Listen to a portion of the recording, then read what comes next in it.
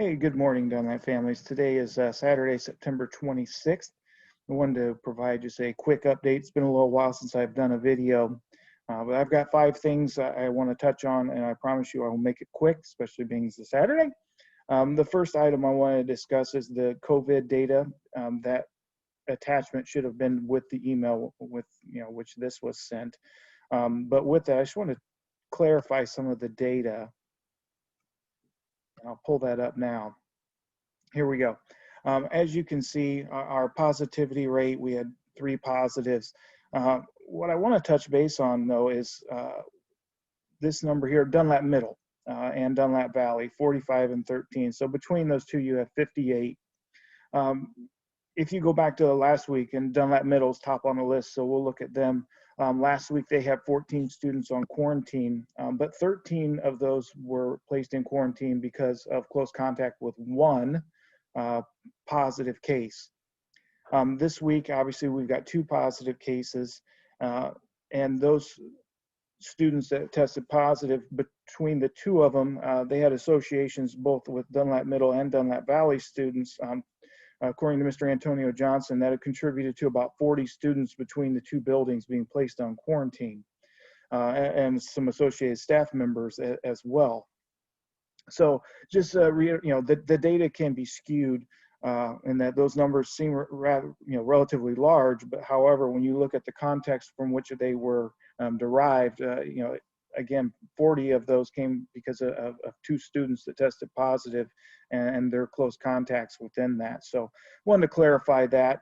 The other question has been asked, how long am I going to continue to provide these numbers? As long as we're in this situation, I presume. I think it's good information to have, and people need to know. So for transparency reasons, I'm going to continue to share this information.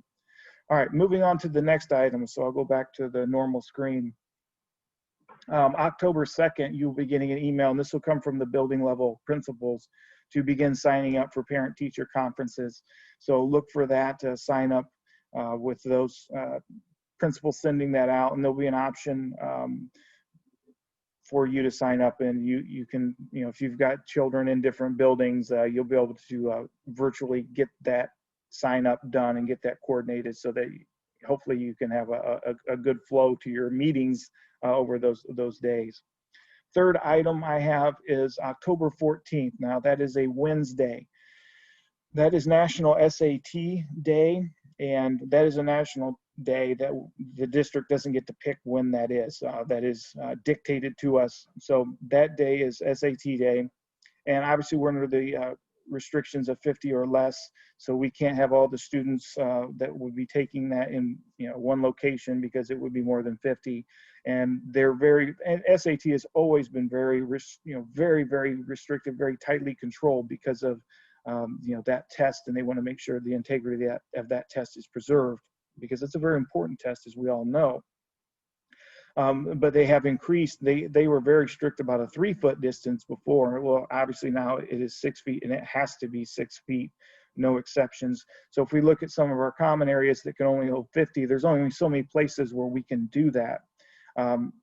So we're going to be using Dunlap Valley, Dunlap Middle, and Dunlap High, and those different common areas to accommodate our students to get that taken care of. Also, you can't have any bells. You can have no interruptions, or if you're found to be in violation of these, they can invalidate all of our student tests, which obviously we don't want that. That would be a major problem. So what we're going to do is we're going to take a remote planning day, and you'll get more information on this from your principals. A remote planning day, again, with the pandemic situation and the school year being what it is, we were allotted 5 of those. We haven't used any yet. And so we're going to use a remote planning day for the entire district that day. And that'll serve a couple purposes. One, it's going to help us be able to use those other facilities for the SAT. But secondly, and even more importantly, that's 2 days before the end of the quarter. And that will allow for teachers, there'll be no expectation of new learning that day, but that will give those teachers an opportunity to reach out to some of those students that have either fallen behind or not engaged, to try and bring them on board and get things caught up before the quarter ends so that they can be ready to begin the second quarter. So that is on a Wednesday. There'll be no school. And again, you'll get more information, but just giving you some advance notice so you can begin planning. And yes, it does kind of stink the timing of it because that Monday is already a holiday. That's the 22nd is a holiday because of the fact that it's Columbus Day. And then, or excuse me, I say the 22nd, it's actually October 14th.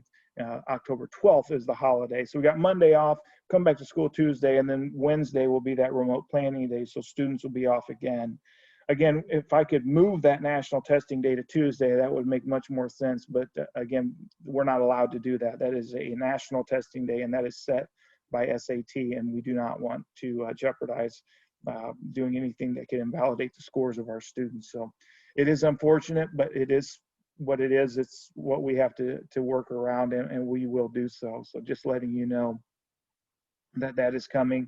Just another piece of housekeeping, the census data. I'm sure you've seen all the commercials. If you have not, please do so. Fill out your census data information. And the only reason I'm stating that is because our funds are tied to that. We have to account for our people and make sure that we have an accurate head count of everyone that's within our area, because that determines funding, which again goes to schools, and we can use all the help we can get in that area. The last item I have is just a thank you. I think things have gone as well as can be expected. We've had a few bumps in the road, but people have been patient, have understood, we have never done this before. So some of these things you kind of figure out as you go. If you heard the analogy, we're building the airplane as we're flying it, those types of things. Very true, but hopefully we've gotten out of some of that turbulence and smooth things out for now. So let's enjoy this time while we can, and we'll continue to work hard and move forward with this, and hopefully things progress in a positive nature. But again, I just want to say thank you, and I appreciate your time. Sorry to interrupt your Saturday, but have a wonderful weekend.